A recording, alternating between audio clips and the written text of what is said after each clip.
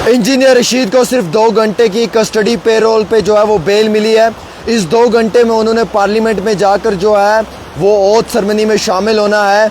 इस दौरान में मीडिया, इंटरनेट का और फ़ोन कॉल का वो इस्तेमाल नहीं कर सकते और ना ही वो किसी से बात कर सकते हैं जब तक कि उन्हें ऑफिशियल इस हवाले से कोई अपडेट ना करे। वहीं इस दौरान उनकी फैमिली के लोग उनके साथ शामिल हो सकते हैं और फैमिली के लोग भी ओथ सेरेमनी में उनके साथ खड़े हो सकते हैं, यानी कि फैमिली के लोग उनके साथ जा सकते हैं। मेरी मुराद ये है आपसे।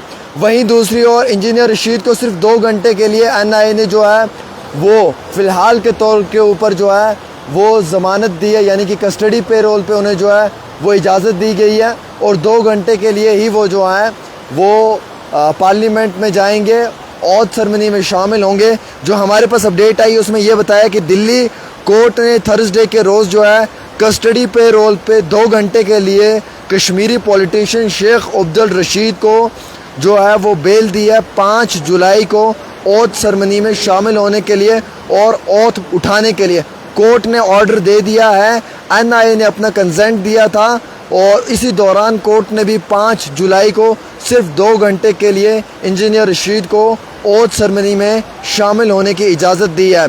उनके जो एडवोकेट हैं उनकी जानिब से ये कहा गया है कि इस ओथ सेरेमनी में 5 जुलाई को उसकी फैमिली भी जो है वो अलाउड है, वो भी इंजीनियर रशीद के साथ शामिल हो सकती है।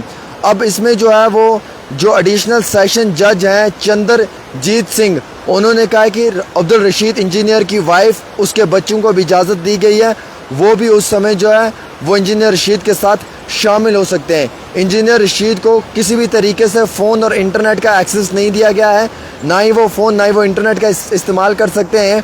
Would not speak to the media on any issue, ना ही वो मीडिया के साथ गुफ्तगू कर सकते हैं किसी भी मसले मसाइल पे, और ना ही वो इंटरेक्ट कर सकते हैं किसी और ऑफिशियल के साथ विदाउट जो है वो इनकी कंसेंटमेंट जो NIA है। इसी दौरान में अब ये भी कहा जा रहा था कि इंजीनियर रशीद को जो है वो जीता तो दिया था, लेकिन क्या उनकी ये जीत जो है ये ज़ाया होगी, मैंडेट ज़ाया होगी।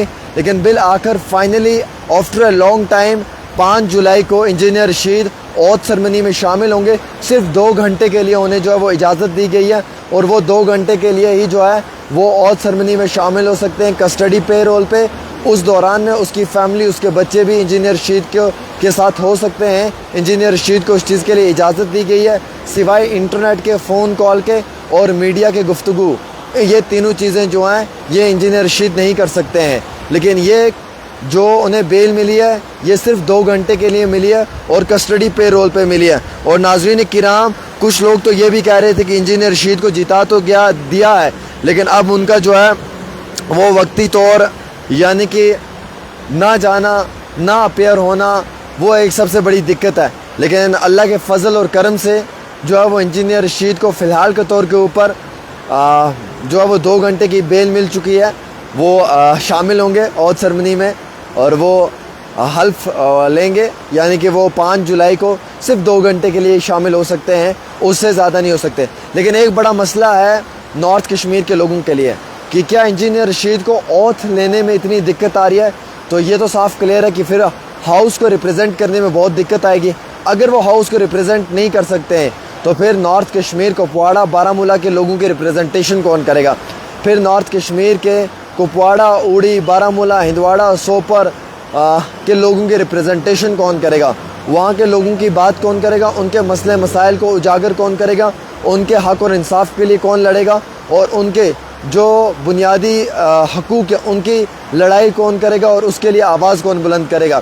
तो इंजीनियर रशीद हाउस को रिप्रेजेंट नहीं कर सकते हैं फ़िलहाल एज सच। लेकिन हाँ, इंजीनियर रशीद को कस्टडी पेरोल पे 2 घंटे की इजाज़त दे दी गई है और वो जो है वो कस्टडी पेरोल पे जाकर ओथ सेरेमनी में शामिल हो सकते हैं। एंड इंजीनियर रशीद जो हैं वो ओथ 5 जुलाई को बाकायदा पार्लियामेंट में लेंगे। ये सबसे बड़ी ख़बर है जो मैं आप दोस्तों के बीच में इस वक्त बता रहा हूँ। उम्मीद रखता हूँ दोस्तों कि आप इसको ज़्यादा से ज़्यादा शेयर करेंगे और अपनी राय इस पर ज़रूर देंगे, ताकि आपकी राय भी लेना बहुत ज़रूरी है। अब कुछ लोगों का ये भी मानना है कि इंजीनियर रशीद को अगर इजाज़त दी है तो फिर हाउस रिप्रेजेंट करने की अगर उन्हें इजाज़त नहीं दी जा रही है तो फिर बड़ी प्रॉब्लम है आगे फ्यूचर में इंजीनियर रशीद के लिए। अगर वो हाउस रिप्रेजेंट नहीं करेंगे तो वो फिर किस तरीके से जो है वो लोगों की गुफ्तगू करेंगे, लोगों की बात रखेंगे, लोगों के मसलों को उजागर करेंगे।